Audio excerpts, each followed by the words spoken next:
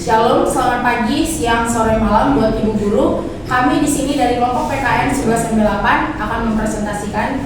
Sebelum itu, izin kami memperkenalkan diri. Yang pertama saya Sarah, Saya Putri, saya Marcella, saya Julia, saya Juliado, saya Sumbu. Jadi kami di sini akan mempresentasikan tentang peraturan perundang-undangan menurut Undang-Undang Nomor 12 Tahun 2011. Yang pertama ada hierarki peraturan perundang-undangan di Indonesia. Di paling atas atau nomor 1 ada Undang-Undang Dasar 1945. Yang kedua ada ketetapan Majelis Permusyawaratan Rakyat.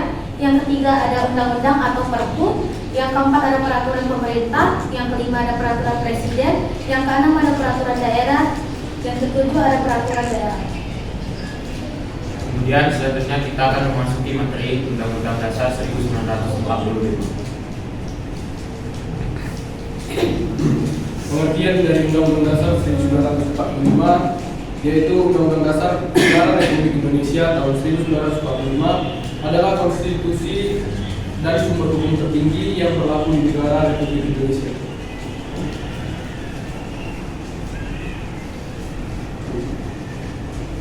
berikutnya untuk proses pembuatan. Yang pertama itu persiapan kemerdekaan dan pembentukan BPUPKI. Kedua, ada sidang BPUPKI. Ketiga, penyusunan rancangan UUD oleh Panitia 9.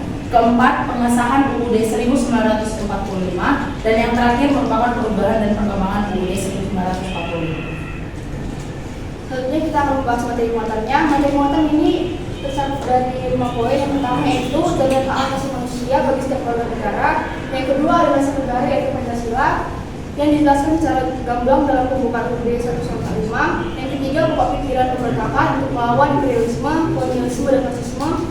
Selanjutnya ada dasar pembentukan negara kesatuan Republik Indonesia dan prinsip-prinsip dan tujuan negara.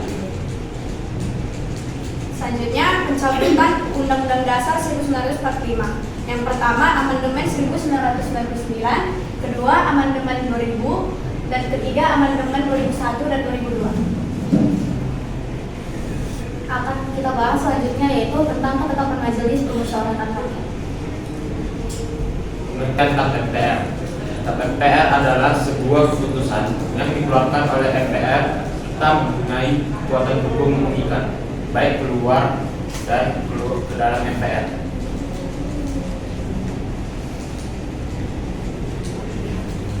Proses pembuatannya yaitu terdiri dari 4 tahap. Yang pertama pengusulan RUU oleh anggota MPR. Yang kedua pembahasan RUU dan pengenalan RUU oleh pimpinan MPR.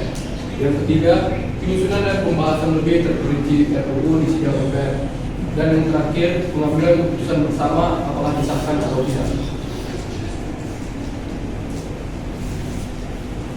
Berikutnya materi muatan. Yang pertama itu adalah TAP MPR nomor 2 MPR 2001 tentang pertanggungjawaban Presiden Republik Indonesia Abdurrahman Wahid.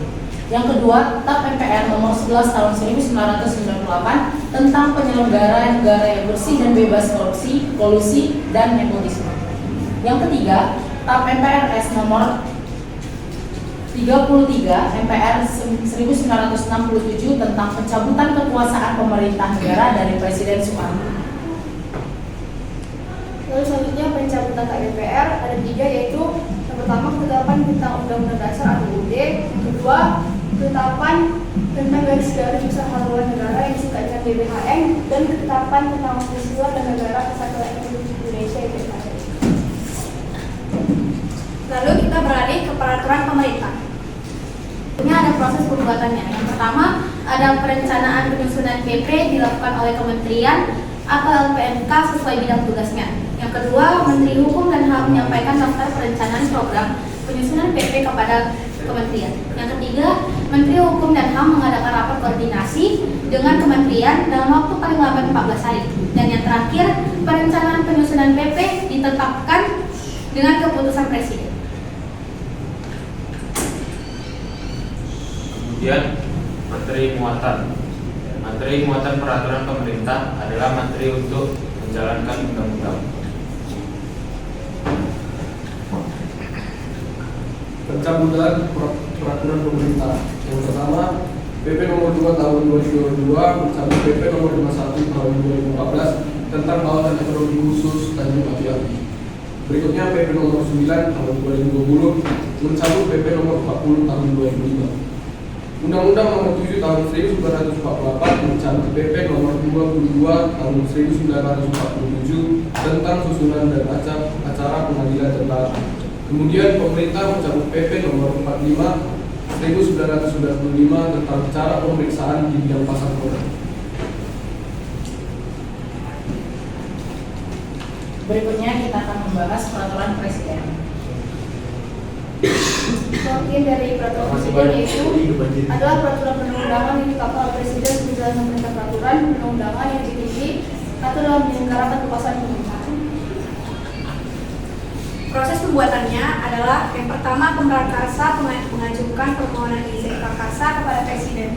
Yang kedua, pemrakarsa membentuk panitia antar kementerian atau non kementerian. Yang ketiga, kementerian atau lembaga pemrakarsa menyusun rancangan perpres. Yang keempat, rancangan perpres diharmonisasikan dengan kementerian terkait. Lalu yang terakhir, presiden menetapkan perpres dan sekretaris kabinet mengundangkannya.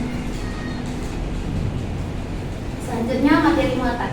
Semua kekuasaan presiden untuk menjalankan pemerintahan, baik yang bersifat instrumental maupun yang bersifat pemberian atau jaminan terhadap rakyat. Kemudian kita memasuki pengertian undang-undang atau perpu. Peraturan pemerintah pengganti undang-undang atau disingkat perpu atau perpu adalah peraturan perundang-undangan yang ditetapkan oleh presiden dalam hal ihwal kepentingan yang memaksa.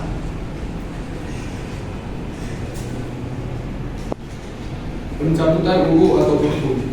Perpres nomor 53 tahun 2023 dicabut karena dapat menyebabkan pengelolaan keuangan daerah yang buruk terkait pertanggungjawaban perjalanan dinas DPRD secara langsung.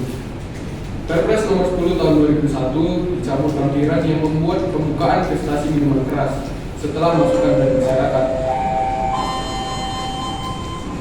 Jam keempat selesai, jam kelima dimulai.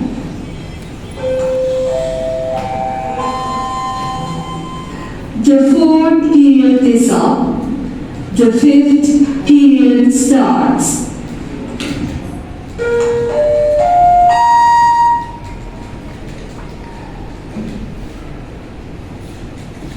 Perpres nomor 76 tahun 2007 dicabut dan tidak berlaku oleh Perpres nomor 10 tahun 2021. Perpres nomor 44 tahun 2016 dicabut dan tidak berlaku oleh Perpres nomor 10 tahun 2021. Berikutnya mengenai peraturan daerah provinsi. Peraturan Perda Provinsi adalah peraturan perundang-undangan yang dibentuk oleh Dewan Perwakilan Rakyat Daerah dengan persetujuan bersama kepala daerah. Proses pembuatannya yang pertama ada perencanaan, kedua penyusunan, lalu pembahasan, penetapan atau pengesahan, dan yang terakhir pengundangan.